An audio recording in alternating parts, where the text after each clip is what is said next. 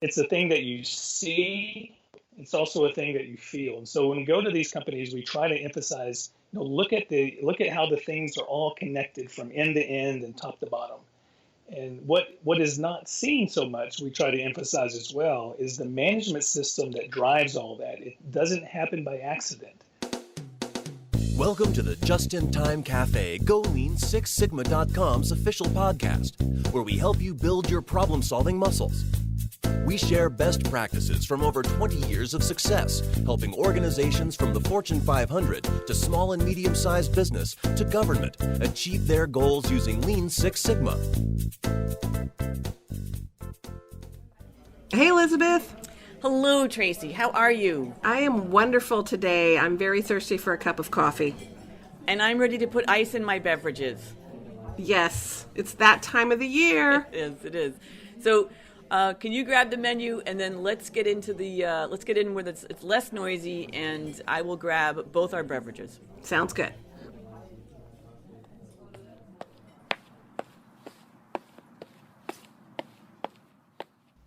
So, Elizabeth, anxious to hear what's on the menu today. I'm anxious to tell you, Tracy.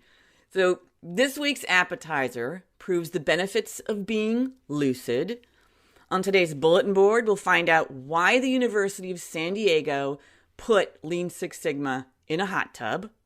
We'll also discover what hospitals can learn from the Cheesecake Factory. And then for Tools of the Trade, we'll cover a book that warns of the advice monster and how to conquer it. And today's special request is from a learner who's curious about certain information gathering. I'm going to come back to that. And then today's special is an interview with someone who has gotten up close and personal with the Toyota production system. So let's get to the appetizer. Sounds great.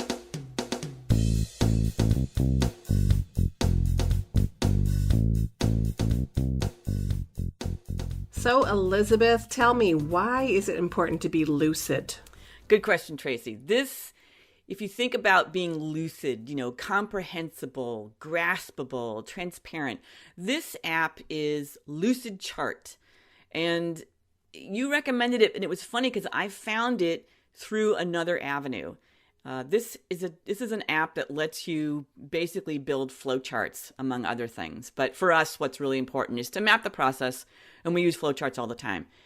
And when I switched to Mac, I could no longer use Visio. They don't make Visio for the Mac. So after Googling for a few minutes, I found Visio Viewer by Lucidchart. And then I could print them, I could view them, I could share my old Visios, I could share, look at other people's Visios. And I wasn't, dead in my tracks not being able to access my old program.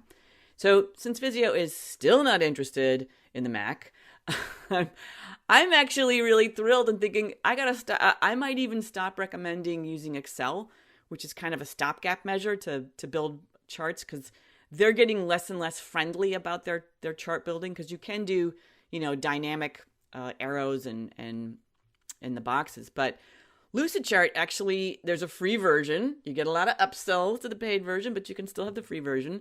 They've got nice tutorials, friendly, easy interface. And then I just checked, because, this is a free version. You can upgrade. But Visio, now they're offering a $13 a month subscription, which means, $156 a year. In 5 years, you're spending close to $800. Like, that's a lot of money. So this is a nice alternative. What'd you think? I really like it too. I think it's very simple. Over the years, as a process improvement expert, people do ask us advice a lot on what kinds of software they should be using. And for the most part, we've been mostly software agnostic. We sort of, because there are so many clients using different things, we basically say these are tools, and how you use those tools is great. But I think having things like Lucidchart makes it easy to recommend something that is so easy to use, that access to everyone has access to it, and it's easy to use. So charts like these and software programs like these make it easy to offer opportunities, so that you don't need a license for the entire organization. The other issue with Visio, unfortunately, is that everybody has to have it. everybody had to buy it in the software, and it's not cheap, and not everybody knows how to use it. So this makes it a nice alternative to just having Visio. And your Mac is, exactly, that is a problematic thing if nobody can use it on their software or on their computer. So I know. It's a nice option. It is. It's turned into trashing Visio, aside from recommending Lucidchart. But I do recommend it. Okay, next up, it's the bulletin board.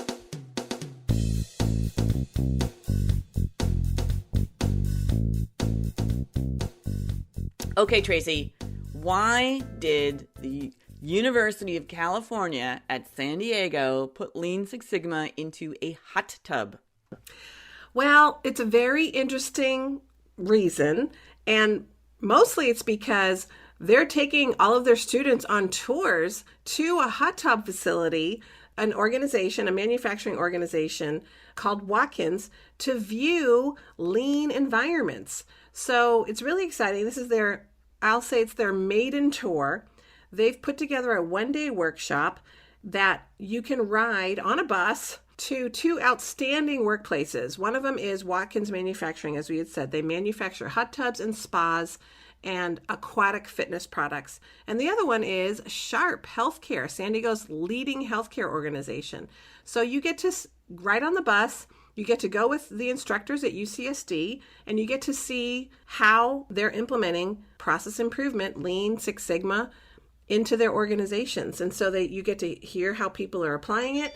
And it's very insightful to go and see that happening in action in organizations. So highly recommend it. And because I'm a student there, I know who the facilitators are that are going to be going. I'll be going myself. So it'd be really fun if anybody wants to come. It's open. You can sign up and go to UCSD Extension. We're going to provide the link.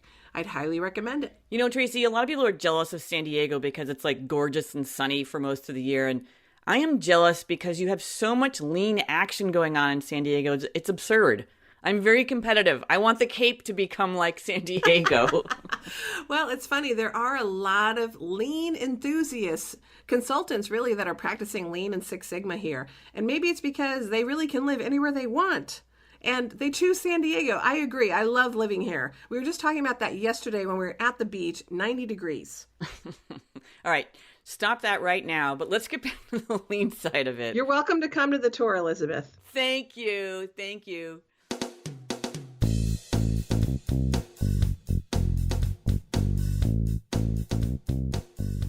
Okay, I'm curious and hungry, Elizabeth. What can hospitals learn from the Cheesecake Factory? It's a really good question, Tracy, and I am hungry too. So this isn't a new article. This is like 5 years old, but it's a great article and it deserves a second pass. And healthcare can still learn a ton from the Cheesecake Factory, so I thought it was timely. This is an article by Atul Gawande. He's the author of the Checklist Manifesto, which is on our amazingly awesome Lean Six Sigma book list, one of our featured picks. He's also a surgeon, and he wrote this piece for The New Yorker. And I actually read it while I was eating in a Cheesecake Factory. A total fluke. So we're on the road a lot, you and I, and Cheesecake Factory can become a go-to because there's often a group of us, and this can pretty much satisfy whatever food tastes people have in the group. And Gawande points out they've got 160 restaurants in the chain. There are 308 dinner items, right? So hence the diversity of choice. There are 124 beverage choices, something for everyone. And they're good. I like the food. So how do they do that? And also they keep it affordable. The typical entree is less than $15. They've got linens. It's a nice place. It's like a go-out option. And people in starched white shirts, and everyone seems to be happy. So then he backs off and he says, medicine, contrary to the Cheesecake Factory, the costs are soaring. Mm-hmm. Service is mediocre. And quality is unreliable. And he gives these very stark, very sad examples of people's parents going in for care, his own mother. And what's interesting is these are not uncommon. You probably have sad examples. I know my colleagues do. I know my family does. So what can healthcare take away from the Cheesecake Factory? Because, he points out, healthcare systems are chains too. Mm-hmm. Only 1/4 of doctors now are self-employed, or that was 5 years ago. I suspect it's even less than 1/4 now. So Cheesecake uses lean techniques. You can see in what they're doing. They've got standard work for every recipe, for every movement in that kitchen, the use of their space, the use of visual management for when food is up, when it's ready to go. There's no waste, very little waste. And they track what waste there is, right? So they're really good. And Gawande compares this to what happens with knee surgery, knee replacement surgery. And that's a very common surgery now. And physicians do it the way they like. They use the implants they like. They do the follow-up they like, right? You're dealing with lots of different experts. So you have amazing variation across the healthcare system of how knee surgery goes. And if you step back into the Cheesecake Factory, they use PDCA, plan, do, check, adjust, when they try out new recipes. And the chefs refine them, and then they train other people to tweak and get to standard work, and then they roll it out. And that, he gave another great example on the healthcare side, where they actually had a physician who did that with knee surgery, right? So he tried to figure out the standard work. So he looked at, what was the best implant? He studied it. He looked at the results of people who used different implants in their surgeries. And he said, well, this one has the best results, so we're going with this, right? Standard piece. Then he studied the results of follow-up. And there were some people used a machine, some people had physical therapy, but the results were clear. The machine didn't work anywhere near as well as the physical therapy. People got out of the bed faster. They got moving faster. So they got rid of the machines, saved $90,000 a year, and then there was more money for physical therapy.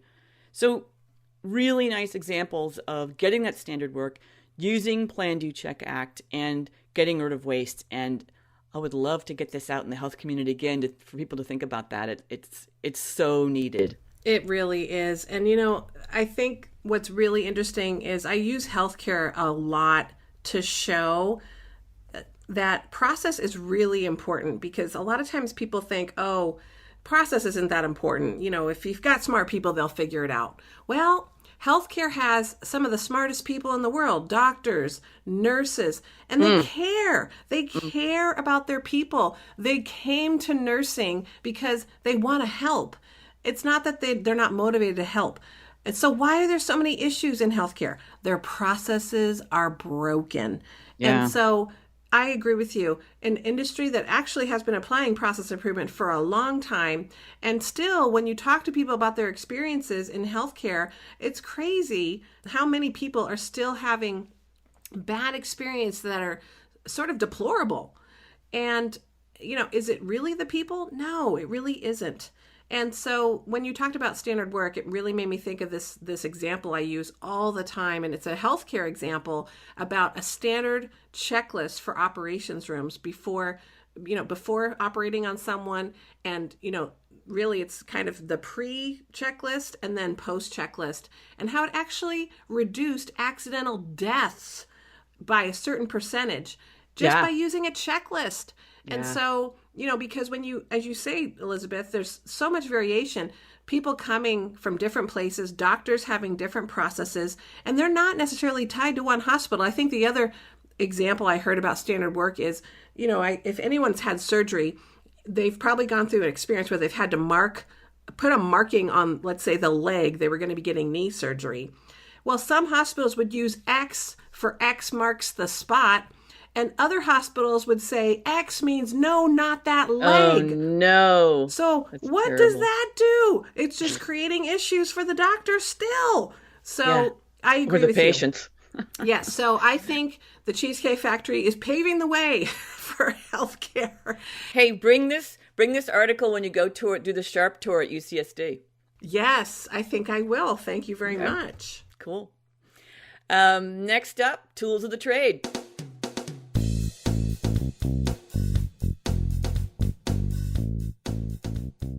So, Elizabeth, what is an advice monster?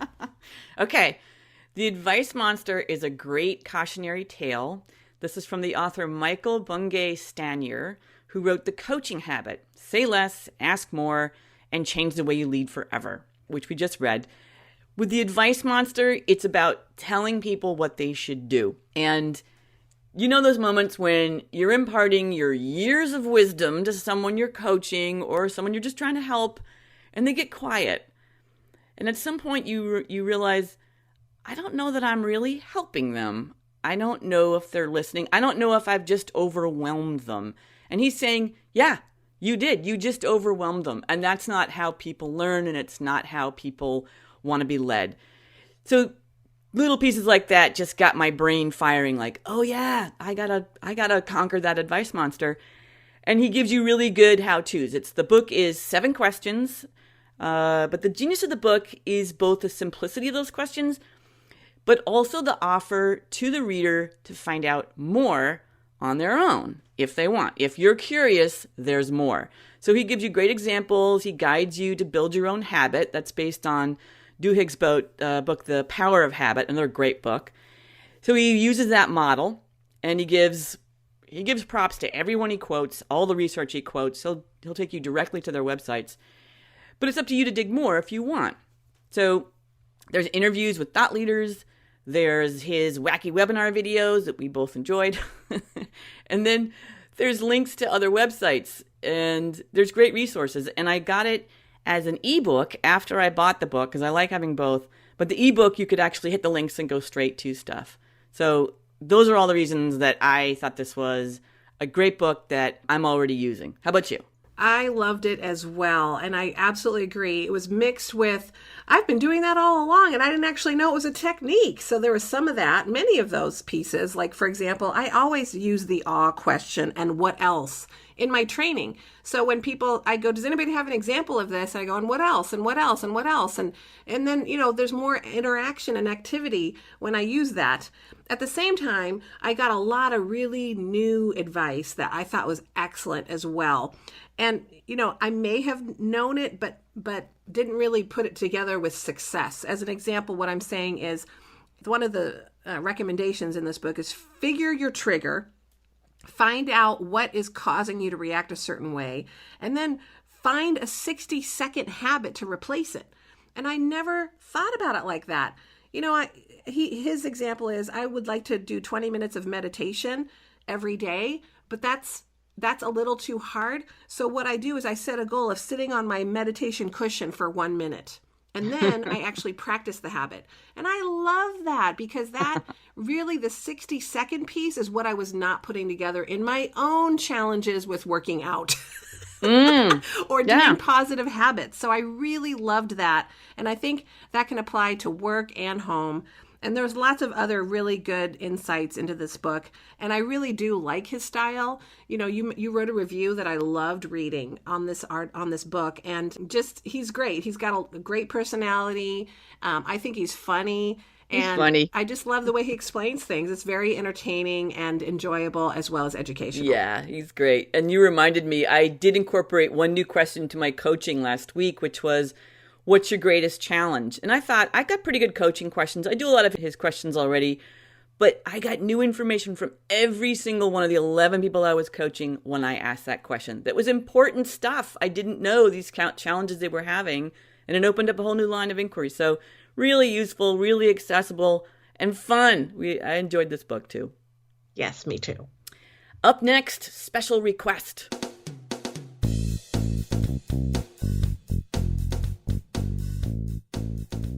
So Tracy, here's a question for you from one of our subscribers. What takes place with the information gathered from process walk interviews? I love this question. I think it's great. And this question actually came up on one of my webinars that I just recently did called Process Walk for Orientation for Participants of Process Walks. And ultimately, that's a great question. So you spent all this time interviewing people during the process walk. Well, what do you do with the information? So I think the purpose of the process walk is really to get everyone on the same page, to see the real process in its current state. And so ultimately, a big part of what you're doing with this information is to share, communicate what you're seeing, and debrief the walk, the observations, and the opportunities with the people you were walking with, because that's when those connections and the alignment is reconfirmed with the group. And so ultimately, once you do that, people go, yeah, I saw that too. And can you believe that? And so that's really the team building aspect of getting alignment and everybody seeing the process the same way. But ultimately, then you're going to build a current state map, and then you're going to identify quick hits. I think that is something that is a real gain for these groups. Is a quick hit is a 1 or 2 person change that could be implemented immediately. We usually have more than 5, sometimes up to 17 quick hits just from walking the process together. And people love that, because we're always in solution mode anyways. And they can be very impactful in terms of these quick hits. And so ultimately, that's what you do in the immediate future of doing a process walk. And then, of course, later you design a future state. You come up with an implementation plan and you implement those solutions through either Kaizen events or additional meetings with the team.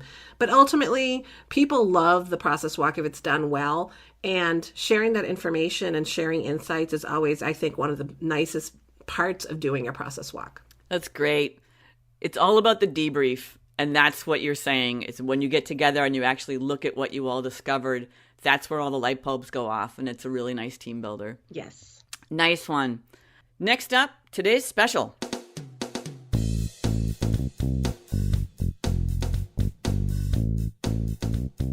So Tracy, you interviewed somebody who's been deep inside the Toyota production system. Can you give us a little preview of who you talked to and what this was all about? Absolutely. So I had the pleasure of talking with Daryl Wilburn of Hansha. And Hansha originally was created, it's a consulting company, originally created by all people that used to work at Toyota. And Daryl is going to be talking with us about a very special opportunity for anyone to go to basically the origins of lean in Japan at Toyota. And so I'm really anxious to talk about this opportunity with Daryl, and I'm sure that people are going to be really interested to hear what this opportunity is. Yeah, and to go to Japan. Sign me up right now. Okay, Tracy, looking forward to it. Yes, stay tuned.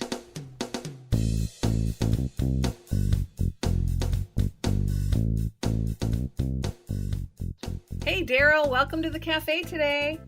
Hey, Tracy, thanks for having me. I'm so glad you were able to meet me for a cup of coffee. Yeah, and actually I am having coffee, so that's a good thing. Well, what kind of coffee do you like anyway? Well, I'll go Starbucks or anything that has a little flavor to it, so I'm not that picky. Oh, well, good. So everybody, welcome. Thanks for joining us. I have Daryl Wilburn here from Hansha. Daryl has been with Hansha for 10 years. He is a partner. I'll tell you a little bit about Daryl. He worked at Toyota. He studied the Toyota production system, and he was part of Toyota's internal Sensei group, or you were a student of that group. Is that right, Daryl? Yes, I was a student of the internal keepers of the flame of the Toyota production system. Nice. Okay. And then you developed and implemented the Toyota Way in 2001 at Toyota's largest manufacturing plant in North America. Where is that largest manufacturing plant? That's in Georgetown, Kentucky. Oh, nice. Okay. And then you also work with the Toyota Institute in Japan to implement the Toyota business practice. Is that right? Yes, that's right. Wonderful.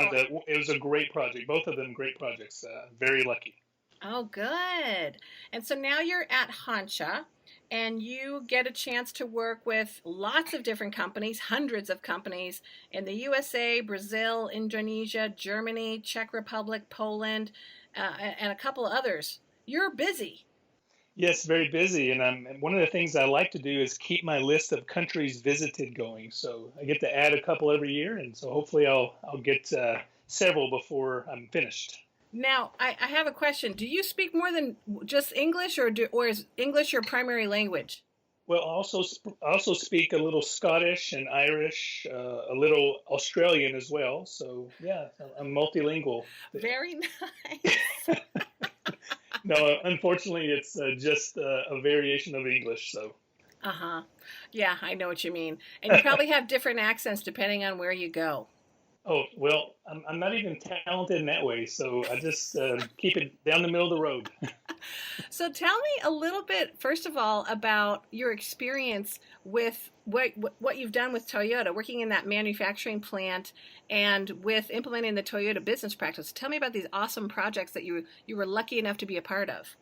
Yeah, so the first big one was the Toyota Way that we had our own internal Toyota Way. There was the external Toyota Way by Dr. Leiker that most people are familiar with, the book. And we internally, globally, were working on the DNA of Toyota ourselves, trying to figure out really who we were. And the result of that was an internal document called the Toyota Way 2001. And interestingly enough, they called it the Toyota Way 2001 because they really couldn't come to consensus, to full consensus, that this was the package, this was the DNA. And so Mr. Cho, who was the president then, said, well, we'll kind of mark it in time, and then we'll be able to evolve this as we grow and we know more and more about who we are. We can have the Toyota Way 2010 and 2020 and 2030. And I think that's more metaphorical than actual. But that's what's his thinking, is that we'll be able to evolve and grow and continue to know who we are. So it was a great project internally we did at the plant in Georgetown. And the Toyota business practice was really the actions that go with the values. If the Toyota Way was the values that we say we aligned with, then the Toyota business practice was the actual actions that we're supposed to take every day. And what we decided as an organization is that problem solving was really the Toyota business practice, all the way from the top executive in the organization, trying to look out, 5, 10, 20 years in the future, trying to anticipate problems, and then even the mid managers trying to solve problems in order to execute the company plan, and then team members every day trying to do Kaizen and problem solving based on their standardized work. So we figured this was our way, and so we implemented globally a new standard of how we did problem solving. And now, 10 years later, if you go into any plant in the world, you'll be able to see that same methodology shared across all levels of the organization and across all functions. So it's it was a great learning for me, but also for Toyota, it was good for them to be able to really standardize what they were doing in problem solving. So what do you think was the biggest challenge around doing that, getting the standardization across, and then 10 years later it's still implemented? Well, everybody wants to do their own way. It's the same as the business we're in today, and we're trying to help other organizations. People don't necessarily see the need to change always. So we were the same. Our initial kickoff was with the North American vice presidents, and they were reluctant as well. They felt like they already knew how to do this, and there was really nothing more to learn on how to do problem solving. But my teacher, who was an executive vice president globally at the time, he was really pushing hard, saying, this is what we do. So we must learn and be able to coach and teach this to everyone. And it was interesting. He said, if you can't do this or you won't do this, then really you're not a Toyota person. So I think everybody understood what he was saying by saying that is, we need you to be on board. So that was a challenge. But eventually we overcame it. It took many, many years to get that standard throughout the world. But now it is the standard, and they continue to improve it based on the standard. So it's wonderful. Wonderful. Thank you. And so now you're with Hansha. And the first thing I learned about Hansha when I heard about Hansha was that everyone, and tell me if this is wrong, but I heard that everyone at Hansha used to work at Toyota. So every consultant came from Toyota. Is that true? Well, there was a point when that was true. We've grown ourselves and also been able to take some people into Hansha and train and develop them over the course of many years. And so we feel confident that they possess the characteristics and the skills that we want to have to portray Hansha, and also a reflection of where we came from, which was Toyota. So maybe it's 95% now, but the vast majority still do come from Toyota. Okay, wonderful. And tell me, how did you decide that you were going to become a part of Hansha and transitioning from working at Toyota to Hansha? Well, again, quite lucky to have had great experiences in Toyota that kind of gave me not necessarily the deep skill set in every possible TPS tool, but it gave me a broad cross section of a lot of experiences. And I was lucky enough to develop a nice network internally. And so when I decided that I wanted to do training and development and coaching and implementation of TPS outside of Toyota, I was able to tap into that network. And then I met Sammy Obara, who had just recently started Honsha. And we came together and we started to grow Honsha from that point. But yeah, it's again, I was very lucky to be able to work on some great projects in Toyota, and then really lucky to meet up with Sammy and build a great company. Yes, I know Sammy as well because him and I teach in San Diego State for a while. We were both part of the Lean Enterprise program put on by San Diego State and Mark Myers. Yeah, I met Mark. I've done some workshops there as well. Yeah. So Sammy's great too. I love him. He's a great teacher, and he has some really great stories about some of his experiences. Yes, I learn from him every time we're together. So one of the things that is really a big interest here in this part of this podcast interview is to talk about something that you guys offer that I think is pretty interesting, and that is a lean tour of Toyota, a Toyota facility in Japan. So how long have you guys been putting these tours on? Yeah, we've been doing the tours about 5 years now. We're getting ready to do our 7th one this summer, and our 8th one will be coming in October. And so, yeah, we decided several years ago that some of our clients were asking for this service.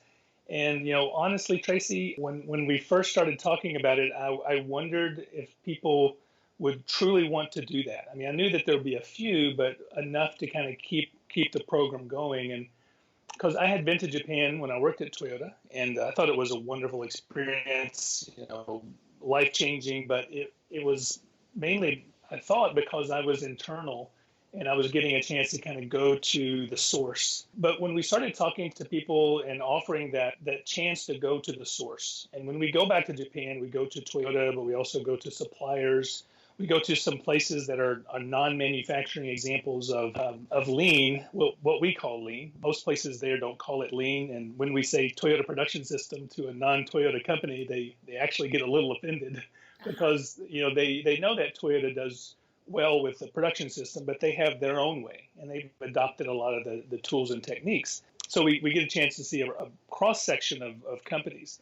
But when I first thought about and was exploring this, I really didn't know if it would go. And since then, we've had, again, our 7th one coming up this summer. We've got the 8th one coming up in October.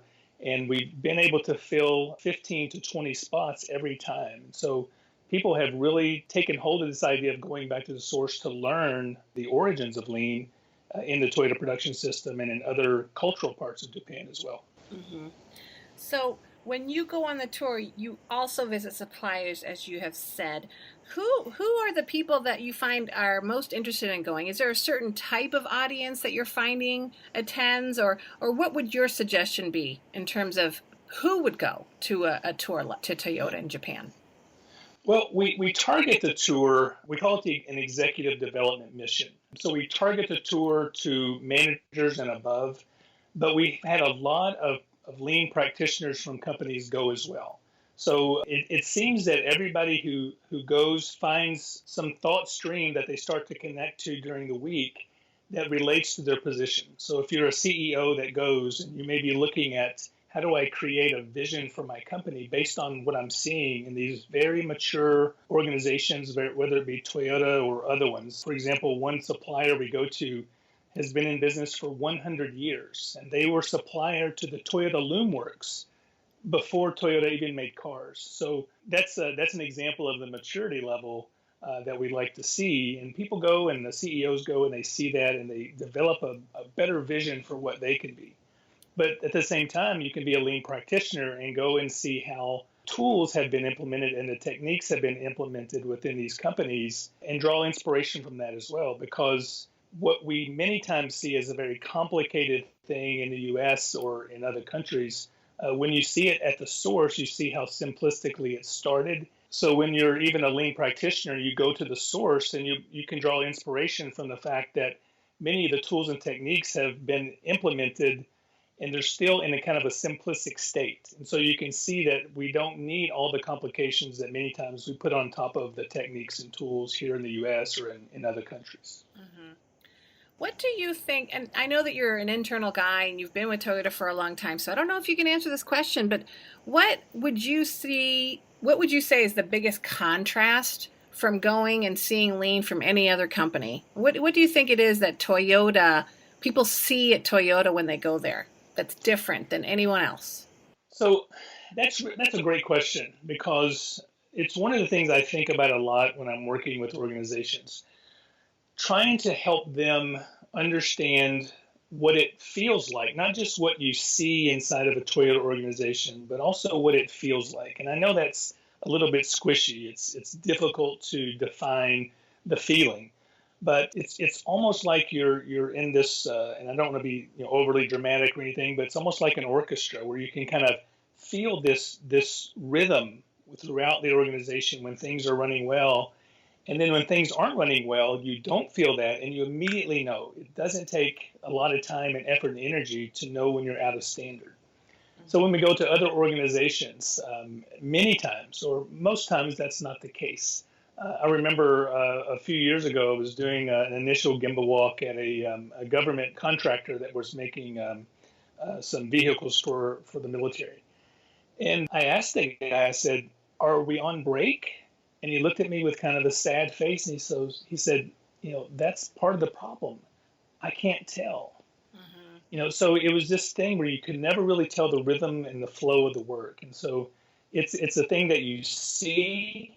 It's also a thing that you feel. And so when we go to these companies, we try to emphasize, look at how the things are all connected from end to end and top to bottom. And what is not seen so much, we try to emphasize as well, is the management system that drives all that. It doesn't happen by accident. This thing is planned out down to the second. Now, not every organization does work that immediately reflects back to a moving line conveyor, but it at least gives you inspiration to say, how can we get closer to creating work systems that allow us to know how things are going? Are we ahead or behind? Are we red? Are we green? And that helps people do better work. And so I think it's imperative for leaders to be able to set those systems. So that's part of what we hope people see when they go to a Toyota in Japan or even in Kentucky or some of these other great companies that have really dedicated themselves to creating this good work culture. Yes. And, I was actually going to ask you about the management system that people do see, because I think you kind of nailed it. You said, it's simple. Some of these tools are simple. Some of the things that are implemented are simple. And I think people will focus on Kanbans or a work cell even and maybe replicate it. But it sounds to me like you're also saying, see what people do, see how the leaders are behaving, see the management system in action. And I think that was not so readily apparent to people until they went and just tried to implement a Kanban or a work cell, and it didn't really work because they were missing that management system piece. Yeah, it's very important to be able to link all those things together with your management system. Having then, developing the leadership team to be in a very supportive culture as well, or at least make their behaviors more supportive.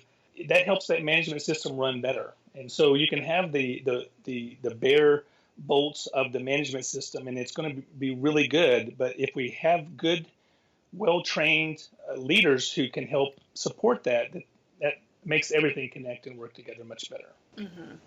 Wonderful. Well, is there anything else you want to share about the tour, or maybe something that you would want people to know about the tour? Yeah, I'll share another surprise I think that I've had. I mentioned before that I wasn't quite sure if it would take off or not, and then we've seen it's been very successful, and a lot of people want to go. And you ask about the levels of people that go from maybe a practitioner level all the way up to CEO, and we also have a wide variety of experience levels that go as well. And there's been 3 or 4 instances where people have gone on the tour and they've been really at the end of their career, or at least they can see the end from where they are. And I've been really moved by their reflection at the end of the week when they talk about what this trip has meant to them. And more than once, maybe twice, 3 times in this group of people, They said, I feel more inspired now to go back and give even more. I want to extend my time so I can leave a legacy of this kind of system where I work.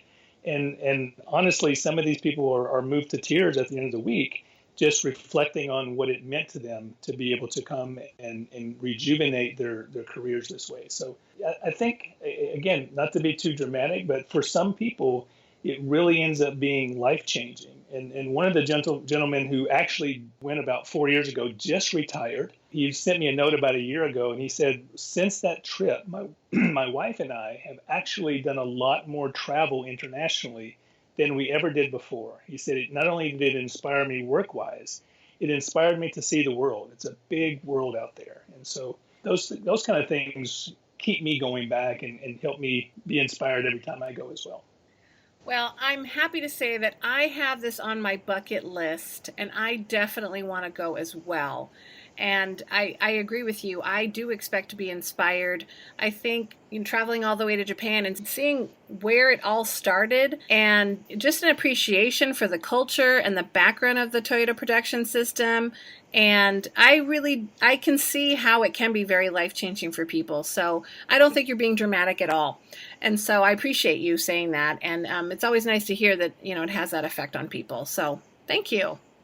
You're welcome. And if you end up going, Tracy, please give me notice, because I'll need to warn the people that you are coming. So Tracy is on her way, so they can make proper preparations. Right. That's funny. Yeah, okay, I know. I might be a little loud and obnoxious too. They might not be used to that. So Yeah. So how would they get a hold of you, Daryl? If someone wanted to reach out and maybe ask you more about the tour, how do they find out about you and how do they reach you? Yeah, a few ways. One, you can always look at the website, www.honsha.org.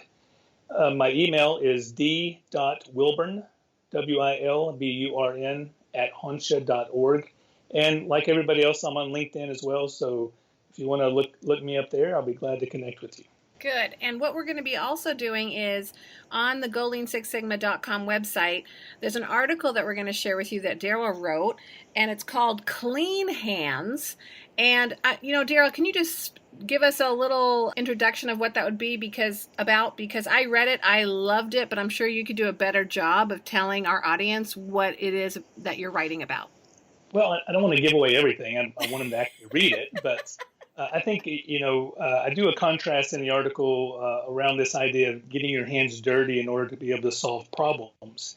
And this particular instance, I was actually working in a factory that made hand soap.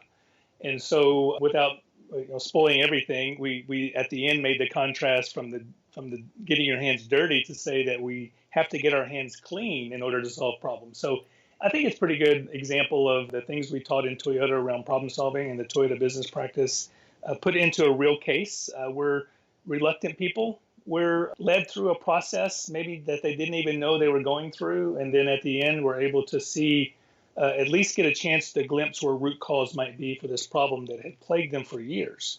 And we're able to, as a team, come together and resolve it. So, so please read it and let me know what you think. Wonderful. So I just want to say to our audience, thank you for joining us today. And Daryl, thank you so much for meeting me for a cup of coffee in the Just in Time Cafe. It's always a pleasure talking with you. Well, thank you so much, Tracy. I appreciate you asking, and thanks for the coffee. You're welcome. And we hope you enjoyed this episode and found it valuable. We'd love your feedback on the podcast. So please leave us a review on iTunes or on our website. And don't forget to subscribe. We'll see you next time. Thank you for joining us for Just in Time Cafe. Visit GoLean6Sigma.com/podcast to share your feedback or listen to more podcasts. Also, please subscribe to Just in Time Cafe on iTunes.